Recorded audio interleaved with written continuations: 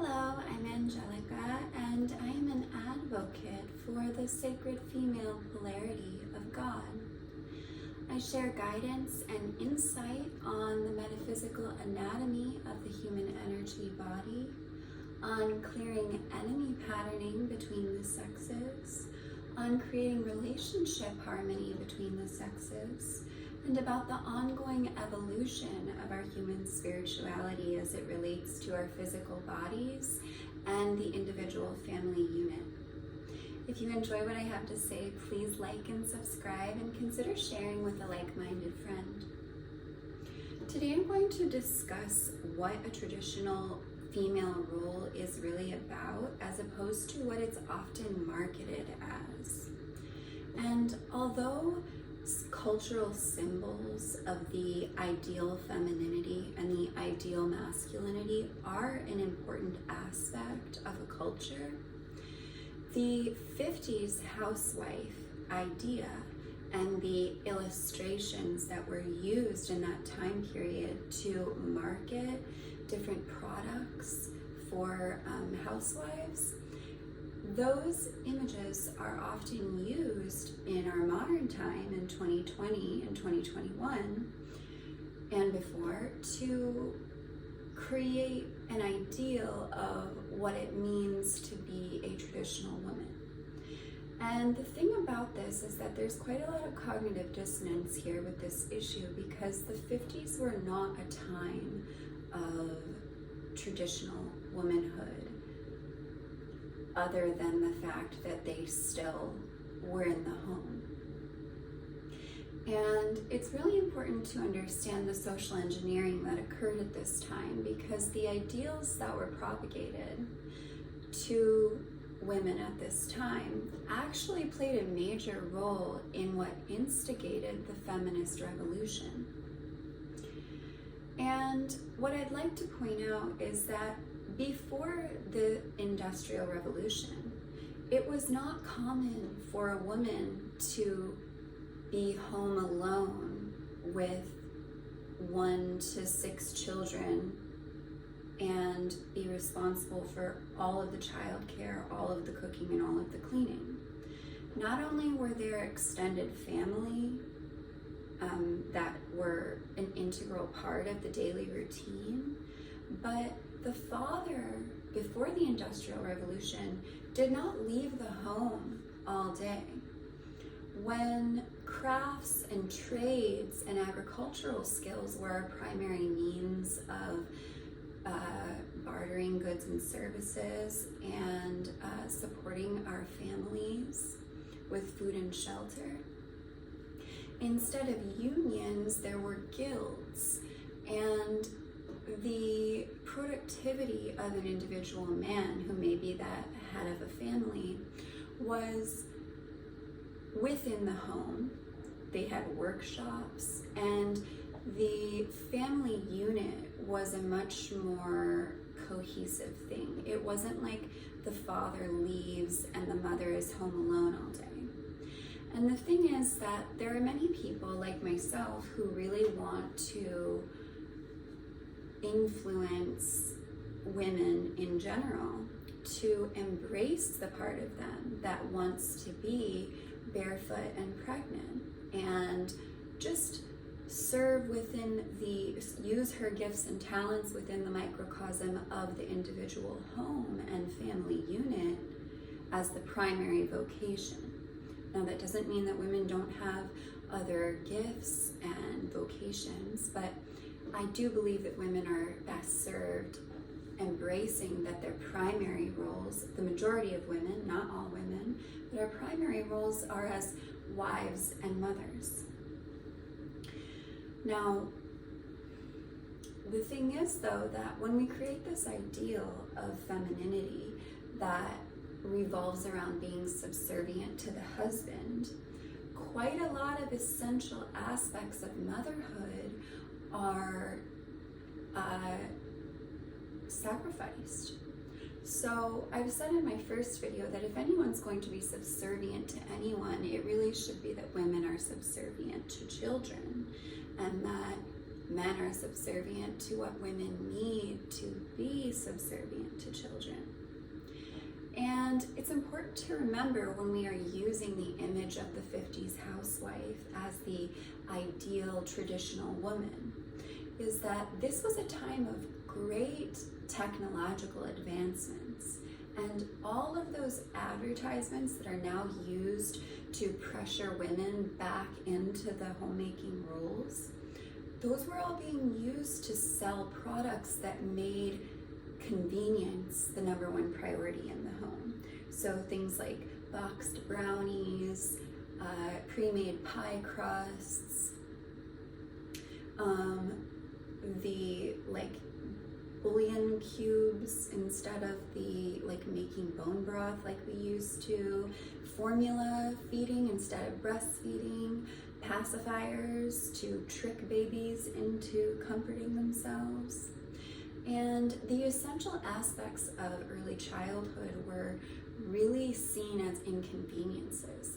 So if we're going to create these female ideals, we really need to include what early childhood and early motherhood requires. Now, the other thing here is that hospital birth became normalized at this time. And so did the father leaving the home, and slowly the extended family got taken out of the picture. Now,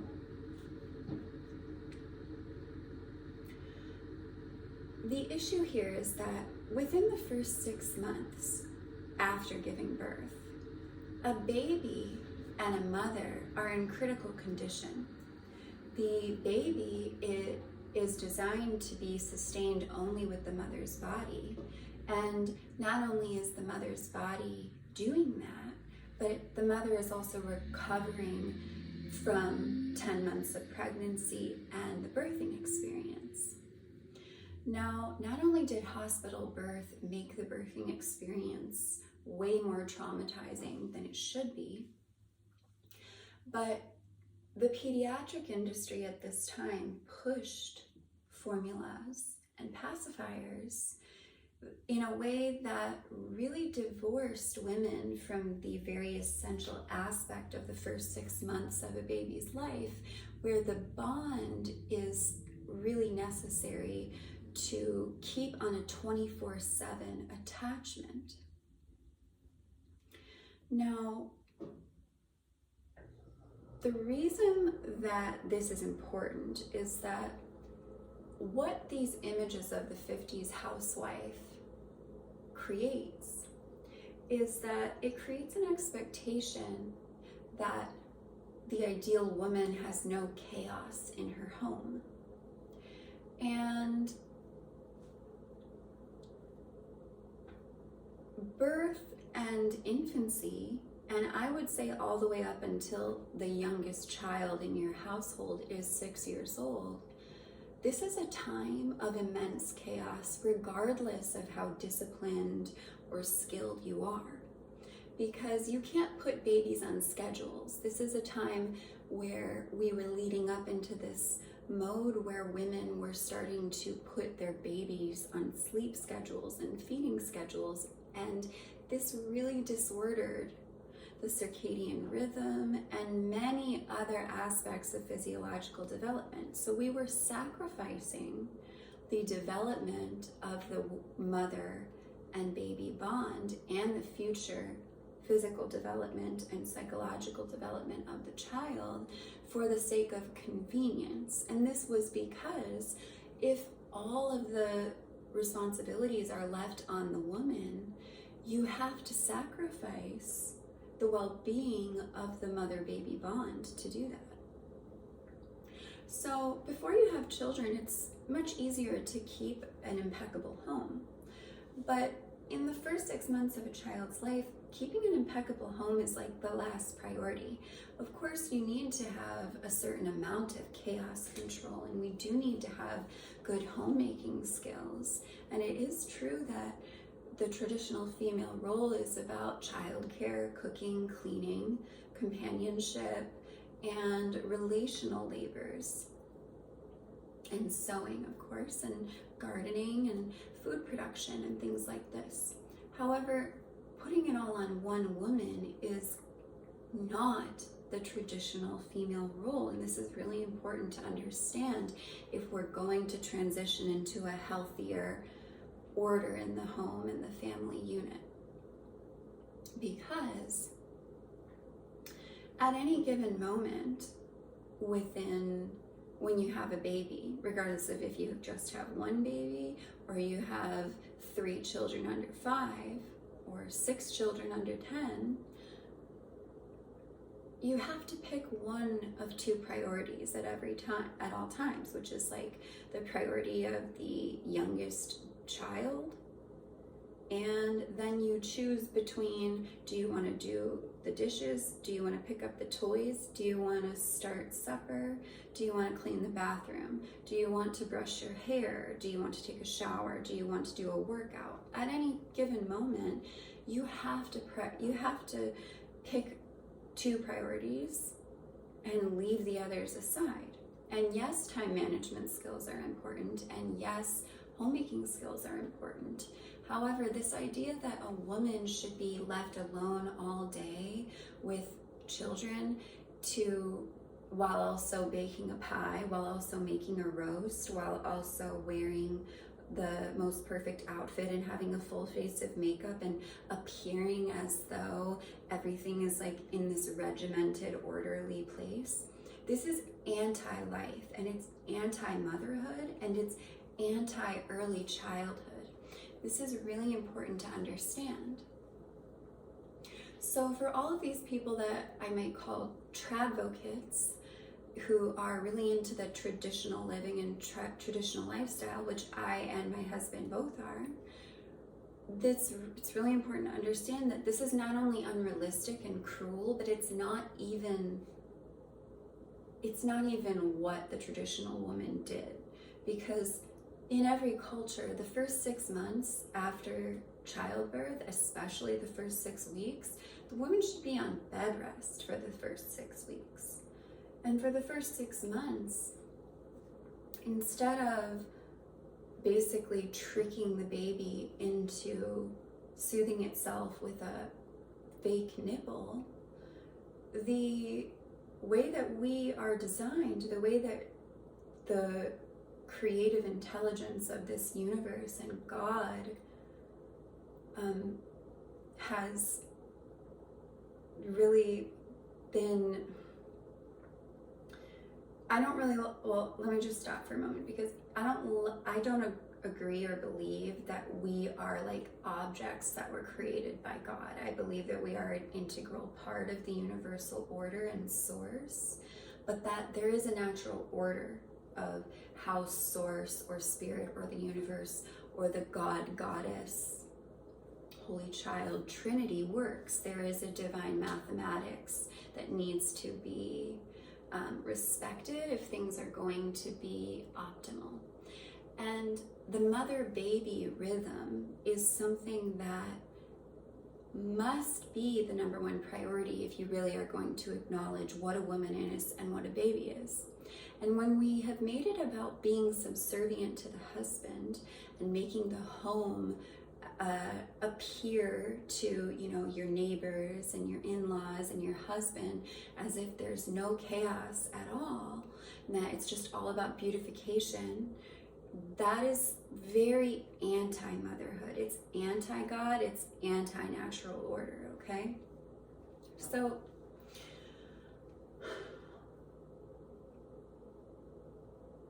I'd like to talk a little bit about how I feel my traditional relationship goes with my husband, because our primary food source and our primary income is his bison, that he raises a small herd of bison. And because he is able to be with us so often, he has a relationship with our baby that makes it so I can trust that my son can be with my husband for 30 minutes to an hour so that I can get something done. And if I didn't have that, sometimes things really wouldn't get done. Like, we don't have a dishwasher, and I do all of our dishes by hand, And when it comes to supper time, if my husband hasn't done something to contribute to supper, which he often does, I have to use two hands, and my baby really doesn't want me to be using my two hands. My baby wants to be with me and participating. So I would say that I do about 60% of all of our food preparation, and all of our baked goods I make from scratch with I make everything from scratch. We don't buy any kinds of like cakes or pies or cookies. I just make those, and that takes time. And these things take time. And there's only so much time in a day, and the time that I have to do something is based on my baby's mood. And that's really how things were designed to be with children that are under 3, especially. So, and I would also say I do about 60% of I do all of the dishes pretty much. I do like 95% of the dishes. But the idea that it's about being subservient to my husband, my responsibilities, is like, it's anti-motherhood and it's anti-female. And so what it really is about, these traditional gender roles, is what does it take to support the mother? And then what ways does the man need, what are the ways that the man needs to be replenished in exchange for his helping and supporting of the mother? And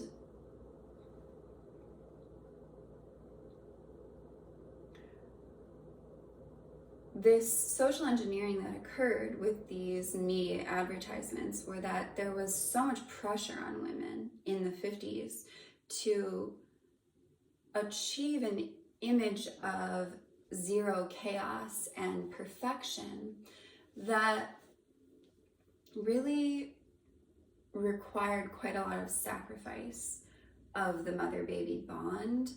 And you know, there's a really big issue with people, not just women, but people in general, when they are overworked or they are not, the labors that they're offering are not valued. You know, a lot of people say that women don't age as well as men, but usually that's because of the aspect of motherhood and being a wife, where women are often treated like workhorses, and it's as though like it's not even acknowledged that they might be tired and need a break, or it's not even acknowledged that they need some support from another person.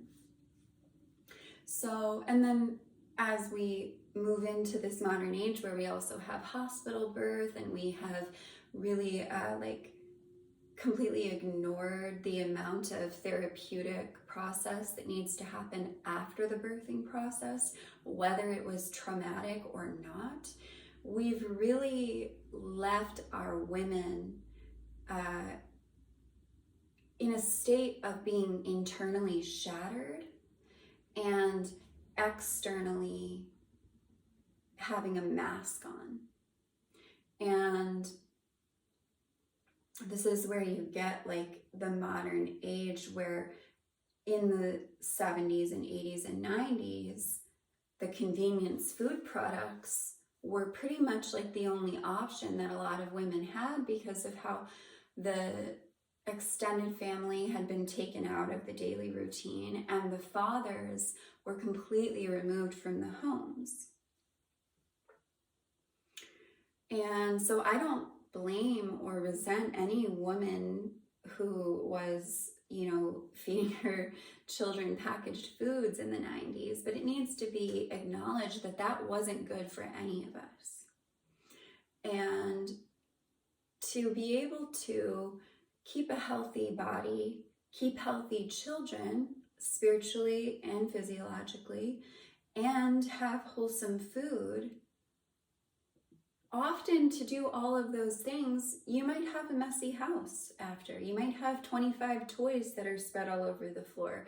You might have your baby walking around trailing crumbs all over the floor, and the floor might need to be swept 5 times a day and you only get to it once. Like, these kinds of things were put as standards upon women that were really impossible.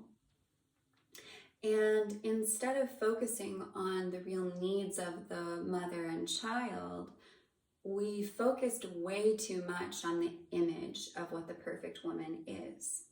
So I just want to say that the only things that should be considered women's work are things that only women can do, which is pregnancy, birth, and breastfeeding.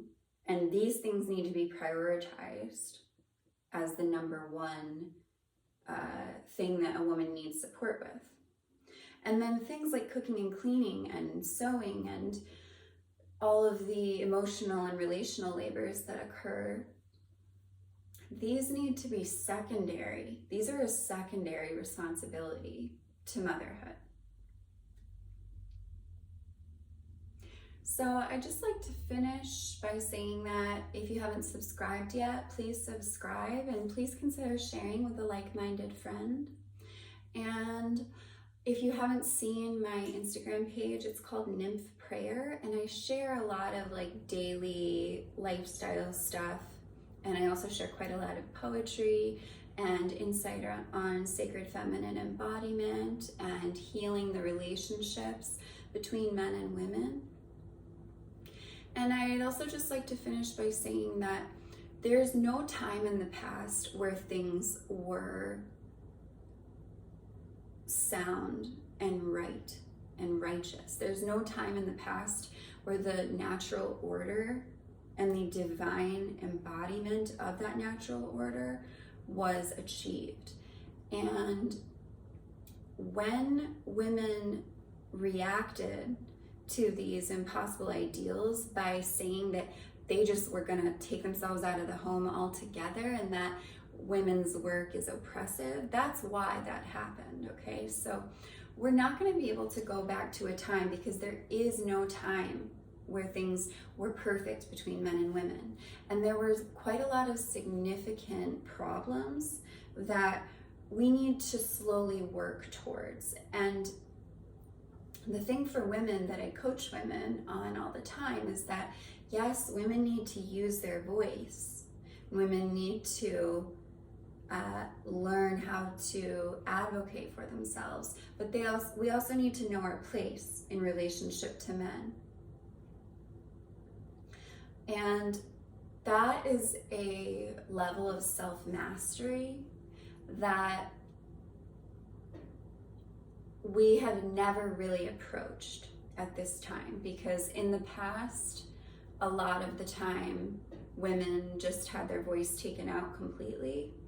And when things went over the edge into the feminist revolution, we created just as insidious of a demonic entity in this anti-motherhood world. So if you're interested in working with me one-on-one, I do work with both men and women at all stages of their relationships. So whether you are married or single, whether you have children or you want children, I work with people at all stages and phases. And I also have a page called Dream Girl Vespers on Instagram, which is a digital magazine for women.